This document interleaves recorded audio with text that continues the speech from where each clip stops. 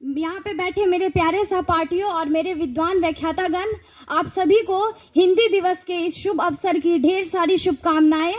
और इसी शुभकामनाएं के साथ मैं अपनी कविता को आरंभ करने जा रही हूँ। मेरे कविता का शीर्षक है नारी। हाँ हूँ मैं एक लड़की, हाँ हूँ मैं एक नारी, हाँ हूँ मैं एक लड़की, हाँ हूँ मैं एक नारी, हाँ हूँ मैं भगवान की प्यारी दुलारी। भगवान के बनाए इस अद्भुत संसार का एक अहम हिस्सा हूँ मैं, अल्लाह के बनाए इस कायनात का एक अहम किरदार हूँ मैं। हाँ हूँ मैं एक लड़की, हाँ हूँ मैं एक नारी। मुझसे ही ये संसार शुरू, मुझ पर ही ये संसार खत्म। माँ की कोख से लेके कब्र की गोद तक मैं ही तो हूँ। हाँ हूँ मैं एक लड़की, हाँ हूँ मैं एक नारी। मैं माँ बनी, बहन बनी, प्रेमिका, बीवी, बेटी भी बनी। मैं देवी बनी, मैं दुर्गा बनी, काली, पार्वती, राधा भी बनी। मैंने हर रूप में इस समाज को अपना सबसे अच्छा परिचय दिया। फिर इस समाज ने हर कदम मुझे अग्नि परीक्षा देने को क्यों कहा। हाँ हूँ मैं एक लड़की, हाँ हूँ मैं एक नारी। हर सुबह की शुरुआत इस समाज की मेरी ही आरती और पूजन से होती है, और हर रात इस समाज का अंत एक वक्त और हालात की मारी वैश्याओं के दरवाजे पर क्यों होती है। हाँ हूँ मैं एक लड़की, हाँ हूँ मैं एक नारी। हर साल हमारा देश आज़ादी दिवस मनाता है, तो फिर इस आज़ाद देश में क्यों नहीं है लड़कियों की आज़ादी। हर साल पूरा देश 8 मार्च को अंतर्राष्ट्रीय महिला दिवस मनाता है, और भारत में गुजरते हर 8 मिनट पर एक मासूम को दुष्कर्म जैसी प्रताड़नाओं से क्यों गुजरना पड़ता है। हाँ हूँ मैं एक लड़की, हाँ हूँ मैं एक नारी। क्यों करते हैं हम ये ढोंग का पर्व, क्यों मनाते हैं हम ये आज़ादी का पर्व। हमारे होठों की सुर्ख लालियों पे तंज कसने वाले ये मर्द कभी समझेंगे ही नहीं कि हम महीने का एक सप्ताह इसी लाल खून में डूब कर गुजारते हैं। हाँ हूँ मैं एक लड़की, हाँ हूँ मैं एक नारी। इस संविधान ने हमें बोलने का हक दिया, लड़ने का, अपने हक के लिए खड़े होने का अधिकार दिया, लेकिन हमें क्या बोलना है, कब बोलना है, ये अधिकार हम जाने अनजाने इस समाज को मैंने दे दिया। हाँ हूँ मैं एक लड़की, हाँ हूँ मैं एक नारी। अब वक्त आ गया है हम अपने फैसले खुद ले। हमने बहुत सुन ली दुनिया की बातें, अब हम अपनी बातें इनको सुनाएं। एक अच्छी माँ, एक अच्छी बहन, एक अच्छी प्रेमिका, बीवी, बेटी बनते बनते हम एक अच्छा इंसान ही बनना भूल गए। हाँ हूँ मैं एक लड़की, हाँ हूँ मैं एक नारी। चूल्हे की जलती भट्ठी से निकलकर हम इस समाज को अपनी काबिलियत बताएं। अगर एक महिला इस दुनिया में एक पुरुष को जन्म दे सकती है, तो इन पुरुषों के साथ कंधे से कंधा मिलाकर भी चल सकती है। हाँ हूँ मैं एक लड़की, हाँ हूँ मैं एक नारी। अल्लाह इस दुनिया की तमाम औरतों की इज्जत को अपनी पनाह में रखे और इस मुआशरे को हमें इंसान समझने की सलाहियत दे। हाँ हूँ मैं एक लड़की, हाँ हूँ मैं एक नारी, हाँ हूँ मैं भगवान की प्यारी दुलारी। धन्यवाद। प्राचार्य महोदय, विद्वान व्याख्यातागण एवं मेरे प्यारे सहपाठियों, आज मैं रजनी कुमारी आप सबों के समक्ष हिंदी दिवस के मौके पर भाषण देने जा रही हूँ। हम सभी जानते हैं कि हिंदी हमारे देश में सबसे अधिक बोली जाने वाली भाषा है, लेकिन क्या हिंदी को अभी तक राष्ट्रभाषा का दर्जा मिला है? नहीं, हमारे देश में हिंदी को राजभाषा का दर्जा मिला है। जैसा कि हम सभी लोग 14 सितंबर को हिंदी दिवस मनाते हैं, तो उसके पीछे का एक कारण है। 14 सितंबर 1949 को हिंदी को राजभाषा के रूप में स्वीकारा गया था, लेकिन हम लोग हिंदी दिवस को 1953 से लगातार हर साल मनाते हैं। हिंदी को देखा जाए तो ये अधिक लोगों के द्वारा बोली जाती है, लेकिन हम देखें तो संविधान में भी देखा जाए तो हमारा जो संविधान है वो मूल रूप से इंग्लिश में लिखा गया है। और हमारे जब प्रथम ये प्रधानमंत्री पंडित जवाहरलाल नेहरू जो थे, वो भी जब अगर अंग्रेजों से आज़ादी लेने के बाद जब हम वो पहला भाषण दिए थे तो वो इंग्लिश में दिए थे। ये दर्शाता है कि हम अंग्रेज से आज़ाद होने के बाद भी इंग्लिश को अभी तक अपना ही रहे हैं। अब देखें तो हम लोग दिन प्रतिदिन हम लोग इंग्लिश की तरफ आकर्षित हो रहे हैं।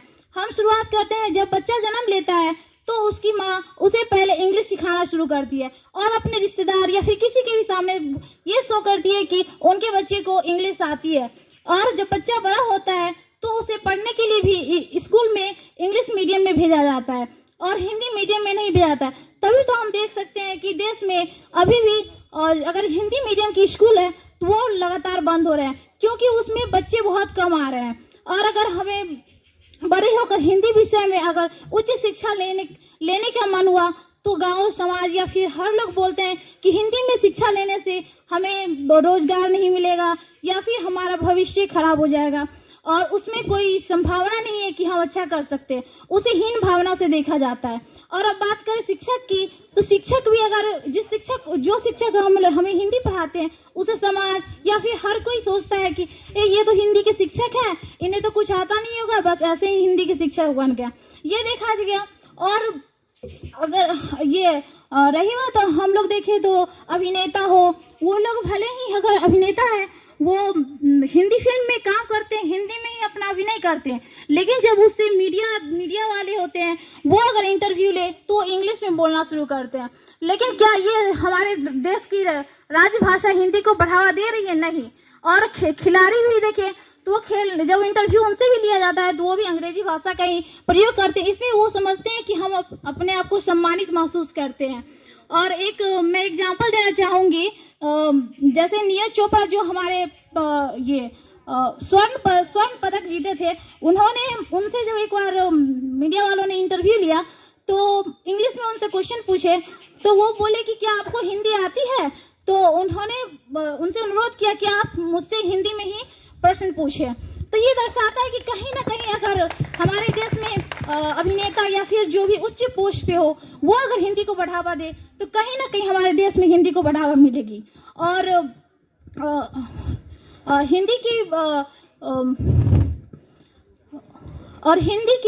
हिंदी को बढ़ावा देने का ये सब तरीका होता है। सिर्फ हम लोग हिंदी दिवस 14 सितंबर को मना करके और उसमें कवि सम्मेलन या फिर स्कूल में हुआ तो पुरस्कार वितरण या फिर बच्चों में प्रतियोगिता करवा करके हम हिंदी को सिर्फ बढ़ावा नहीं दे सकते। इसमें कहीं ना कहीं हम देखें तो हमारे सरकार के साथ साथ हम लोगों की भी कमी है। बस इसी के साथ मैं अपनी वाणी को विराम देती हूँ। थैंक यू, बहुत बहुत धन्यवाद। अभिनंदन। मैं आशुतोष कुमार, उपस्थित आदरणीय व्याख्यातागण, समस्त प्रशिक्षुगण साथी व समस्त भारतवासियों को मेरी तरफ से हिंदी दिवस की हार्दिक हार्दिक शुभकामनाएं। आज हिंदी दिवस के इस प्रायोजित कार्यक्रम के अवसर पर भारतवासी होने पर जितना गर्व का अनुभव हो रहा है उतना ही हिंदी भाषी होना मुझे गौरवान्वित कर रहा है। इस बात से हम सभी परिचित हैं कि हिंदी देश की राजभाषा है, जन जन की अभिलाषा है, हिंदी चेतनाओं का संचार है, जनहित का मुख्य आधार है। तो हिंदी राजभाषा होने के साथ साथ भावनाओं की उत्तम अभिव्यक्ति का एक प्रमुख साधन है। यह जनसंपर्क की भाषा के साथ साथ इसमें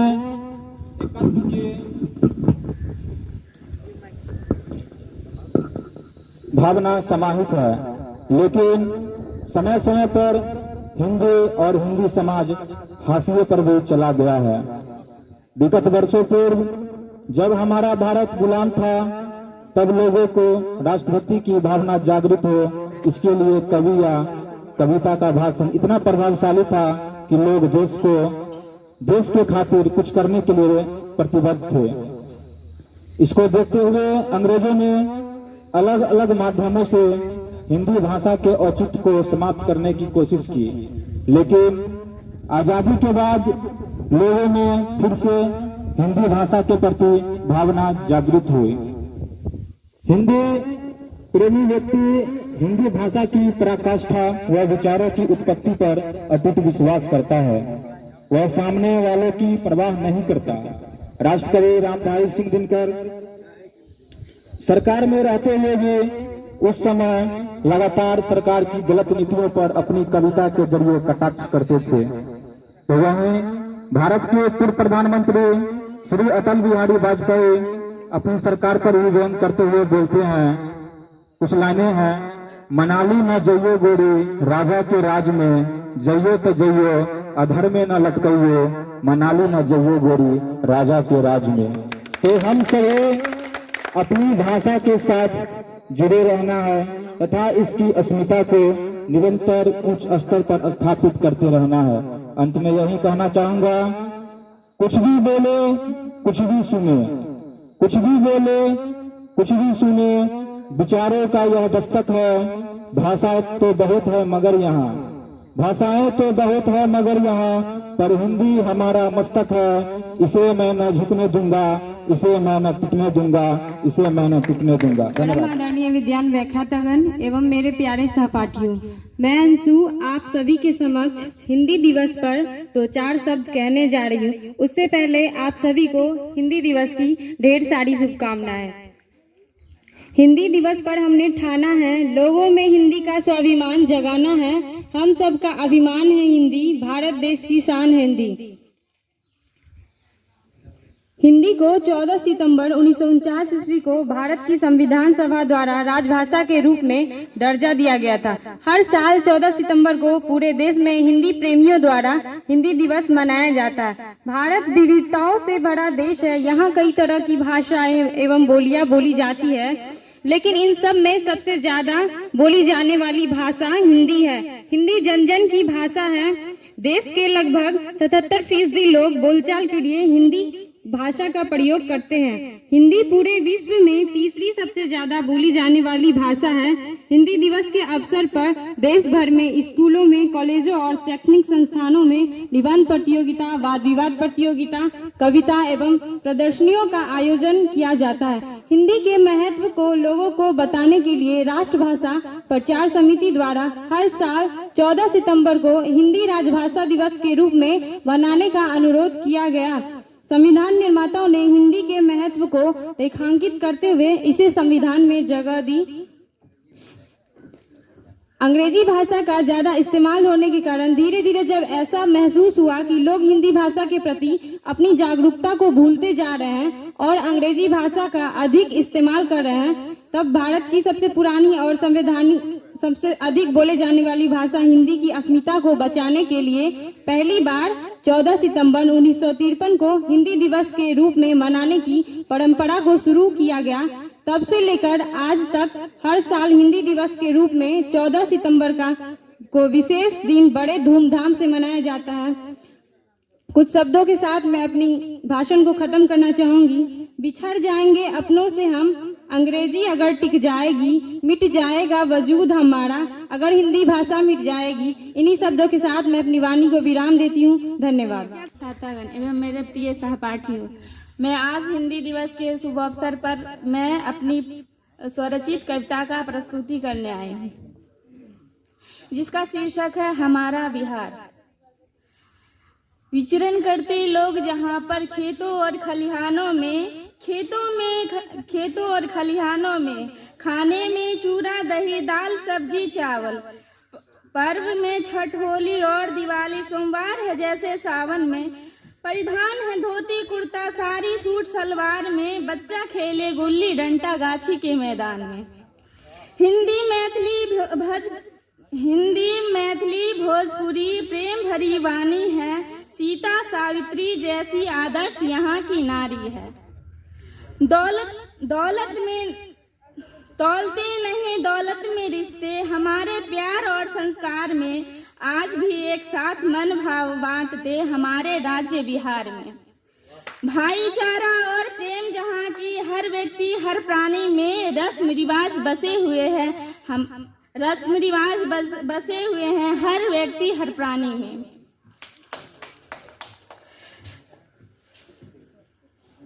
सदियों से देवों की धरती लेते देवता भी अवतार है, आ गए उगना बन महादेव विद्यापति के दरबार में। जन्म लिए इस पावन धरा पर कई महान प्राणी थे, आर्यभट्ट और वीर कुंवर सिंह दानी और बलिदानी थे। हमें सौभाग्य है बिहारी होने की, हम इस पावन धरा की वारिस हैं, हमारा बिहार तरक्की करे ईश्वर से हमारी गुजारिश है। धन्यवाद। परिचित कविता है कैसा ये वक्त आया है। हालांकि मैंने इससे पहले कभी कोई कविता लिखी नहीं थी, पहली बार लिखी है। अगर कोई त्रुटि हो तो माफ कर दे। इसका शीर्षक है कैसा ये वक्त आया है। त्राही त्राही करता मानव, कैसा ये वक्त आया है, अपने ही घर में खुद को कैद पाया है। ना अपनों से मिलना जुलना, न साथ में पर्व मनाया है। त्राही त्राही करता मानव, कैसा ये वक्त आया है। साथी संघाती सब दूर दूर, सैनिटाइजर को दोस्त बनाया है। त्राही त्राही करता मानव कैसा ये वक्त आया है। जब आई महामारी पंछी सारे आजाद थे, तब मानव को आजादी का मतलब समझ आया है। उस दिन सड़कों पे सिर्फ पंछी और जानवरों ने खुद को महफूज पाया है। त्राही त्राही करता मानव कैसा ये वक्त आया है। मैं पूछ बैठा खुदा से क्या ये अंत आया है, तो खुदा ने हंसकर कहा मूर्ख मानव, ये तेरी ही बिरादरी के कर्मों का फल आया है। अब तू कर कितनी भी वेदना, अब तो तेरा यही परिणाम आया है। तुम मानवों ने इस प्रकृति को इतना सताया है कि प्रकृति ने अपना तांडव दिखाया है। प्रकृति को सताने वाले मानव, अब तेरा काल आया है। कर ले अब तू त्राही त्राही, तेरा यही परिणाम आया है। फिर मैंने कहा खुदा से बस करो, हमें अपनी गलती के लिए माफ करो। अब ना होगी ऐसी गलती दोबारा, हमें माफ करो। तो खुदा ने कहा अभी तो ये ट्रेलर था तुम जैसे मानवों को सबक सिखाने का। तुम अगर इससे भी ना सुधरे तो इससे अच्छी फिल्म दिखाऊंगा। उस दिन कितनी भी हो त्राही माम, किसी को ना बख्शूंगा। तू ले ले सबक ए मानव इस महामारी से, नहीं तो प्रकृति के द्वारा जान गवाएगा। फिर वो वक्त आएगा, मानव फिर से त्रस्त हो जाएगा। Thank you. महोदय एवं सभी फैकल्टी के व्याख्यातागण एवं मेरे प्यारे प्यारे साथियों, मैं एक छोटी सी कविता पेश करने आप लोगों के सामने जा रहा हूँ, जिसका शीर्षक है तू खुद की खोज में निकल। यह कविता तनवीर गाजी की लिखी हुई है। इस कविता के मुख्य उद्देश्य है कि हमको पीछे नहीं देखना है, आगे की ओर बढ़ते हुए जाना है। चाहे कितने ही सामने जिंदगी के सामने परेशानी आए, परेशानी को झेलते हुए हमको उस मुकाम को हासिल करना है। तो इसी के साथ ज्यादा तो हम उद्देश्य नहीं दे सकते हैं, लेकिन थोड़ा सा ही है, थोड़ा शॉर्ट में इस कविता का सारांश बता दिया। तो तू खुद की खोज में निकल, तू किस लिए हताश है, तू चल तेरे वजूद की समय की हुई तलाश है। जो तुझसे लिपटी बेरियां, समझना इनको वस्त्र तू बेरियां पिघाल के बना ले इनको शस्त्र तू खुद की खोज में निकल, तू किस लिए हताश है, तू चल मेरे वजूद की समय को भी तलाश है। चरित्र जब पवित्र है तो क्यों है ये दशा तेरी, ये पापियों को हक नहीं कि ले तेरी परीक्षा तेरी। तू खुद की खोज में निकल, तू किस लिए हताश है, तू चल तेरे वजूद की समय को भी तलाश है। जला के भस्म कर उसे जो क्रूरता का जाल है, तू आरती का लौ है, लौ नहीं तू क्रोध की मसाल है। जला के भस्म कर उसे जो क्रूरता का जाल है, तू आरती का लौ नहीं तू क्रोध का मसाल है। तू खुद को खोज के निकल, तू किस लिए हताश है, तू चल तेरे वजूद की समय को भी तलाश है। आखिर में आखिरी कविता के आखिरी छोर में मैं एक छोटा सा ही पेश करता हूँ। चुनर उड़ा के ध्वज बना, गगन भी कपकपाएगा, अगर तेरी चुनर गिरी तो एक भूकंप आएगा। तू खुद की खोज में निकल, तू किस लिए हताश है, तू चल तेरे वजूद की समय को भी तलाश है। इसके साथ मैं अपनी वाणी को खत्म करता हूं और अंत में एक बात और ये कहना चाहूंगा कि हिंदी दिवस पे मेरा एक अल्लामा इकबाल की शायरी, मुश्किल को आसान कर सही वक्त पर हर काम कर, मुश्किल को आसान कर सही वक्त पर काम कर, देख उसकी अमीरी से परेशान न हो, तू गरीबी में अपना नाम कर। थैंक यू, शुक्रिया। मैं सुकन्या आप सभी के समक्ष हिंदी दिवस के शुभ अवसर पे स्वरचित कविता प्रस्तुत करूंगी, जिसका शीर्षक है बेटी बचाओ बेटी पढ़ाओ। मेरे होने का एहसास नहीं, पर वो दिन क्या खास नहीं है। जिस दिन मैं घर आई थी, मम्मी तो मुस्कुराई थी, पापा भी चहक उठे थे, पर फिर क्यों दुनिया ने नहीं दी बधाई थी। लड़की हुई है ये सुनकर, लड़की हुई है ये सुनकर, सबके मुंह क्यों उतर गए। बधाई देने वालों के सब क्यों ताने में बदल गए, क्यों ताने में बदल गए। लड़की हूँ मैं बोझ नहीं, लड़की हूँ मैं बोझ नहीं, फिर किसको समझाऊं मैं। लड़कों से हूँ कम नहीं, क्यों तुझको बतलाऊं मैं। भूल गए हो तुम सब शायद, लड़की से है जग सारा, लड़की से है जग सारा। तुम ना होते आज अगर माँ, तुम ना होते आज अगर माँ ने ना होता तुमको 9 महीने कोख में पाला, तो क्यों खुश नहीं होते हो तुम लड़की के होने पे। तो तुम क्यों खुश नहीं होते हो लड़की के होने पे। क्यों कुछ मासूमों को मार देते हो उनके होने पे। उनका क्या कसूर, उनको भेजा है इस जगत में भगवान ने। उनका क्या कसूर, उनको भेजे हैं इस जगत में भगवान ने। तुमको कौन हो, तुम कौन होते हो ये फैसला करने वाले, हम रहे या न रहे इस संसार में। लड़की से ही तुम भी हो, लड़की से ही ये जग सारा। कद्र करो और समानता लाओ, कद्र करो और समानता लाओ, कहीं हो ना जाए बंजर जग सारा, कहीं हो ना जाए बंजर जग सारा। कद्र करो और समानता लाओ, कहीं हो ना जाए बंजर जग सारा। धन्यवाद। पुनः सभी को नमस्कार। हिंदी के ऊपर तमाम हमारे साथियों ने अपनी अपनी रचनाओं की प्रस्तुति की। शब्दों की मंदाकिनी सूख जाएगी, लेकिन हिंदी के ऊपर हमारी प्रस्तुति का अंत नहीं हो सकता। इसलिए इस कार्यक्रम के अंत में मैं अपनी एक स्वरचित कविता, जिसका शीर्षक है ज्योतिर्मय कर दे, आप लोग के समक्ष प्रस्तुत करने जा रहा हूं। मैं राह अकेला चल पड़ा, जाने कैसा यह बलबला। मैं राह अकेला चल पड़ा, जाने कैसा यह बलबला। पथ बड़ा ही दुर्गम होगा, भय से व्याकुल मन होगा।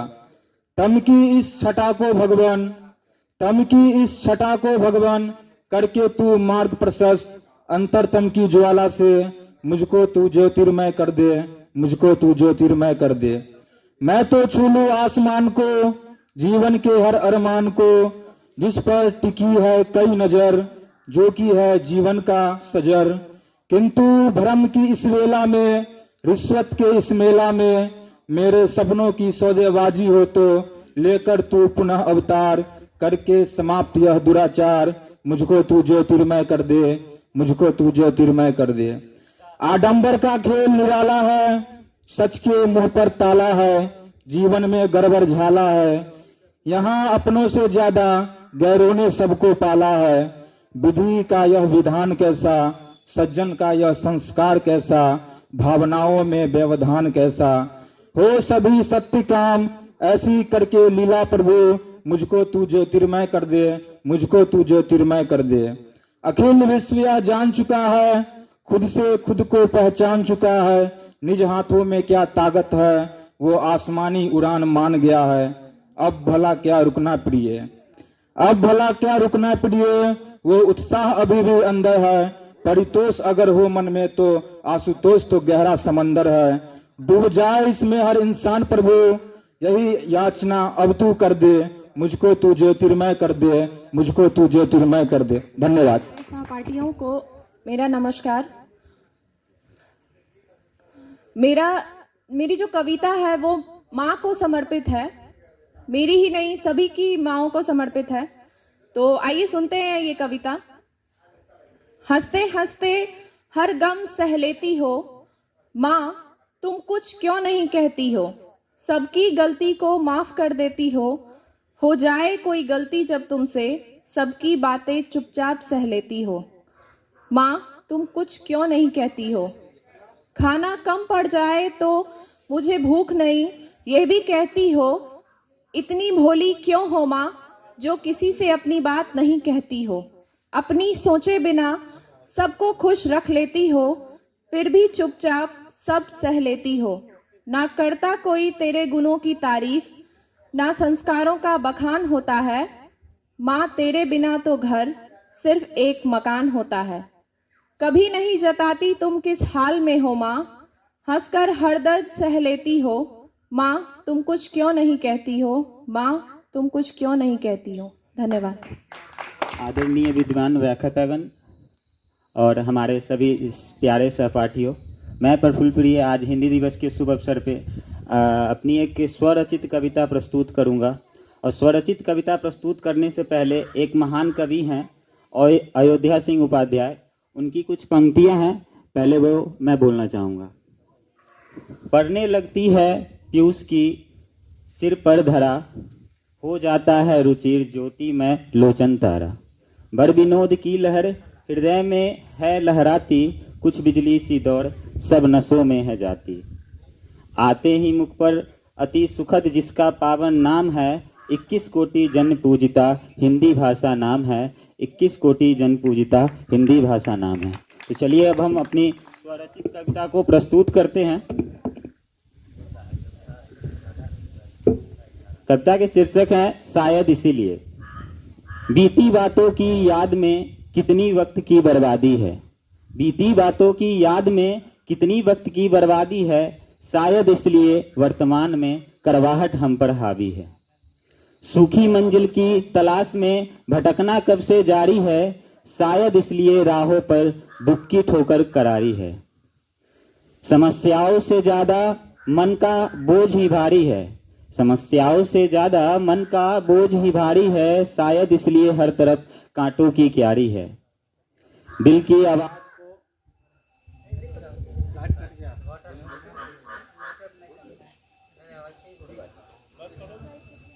दिल की आवाज को दबाकर जीना अब जरूरी है, दिल की आवाज को दबाकर जीना अब जरूरी है, शायद इसलिए हर ओर बेचैनी के धुएं की निशानी है। उम्र के हर पड़ाव पर मिलती नहीं स्नेह की बराबरी है, शायद इसलिए सबके मन में नफरत की हिस्सेदारी है। गम की चादर ओढ़ बेमतलब की सिसकियाँ साड़ी है, शायद इसलिए अब हर दिन खुशियों की तैयारी है, शायद इसलिए अब हर दिन खुशियों की तैयारी है। धन्यवाद।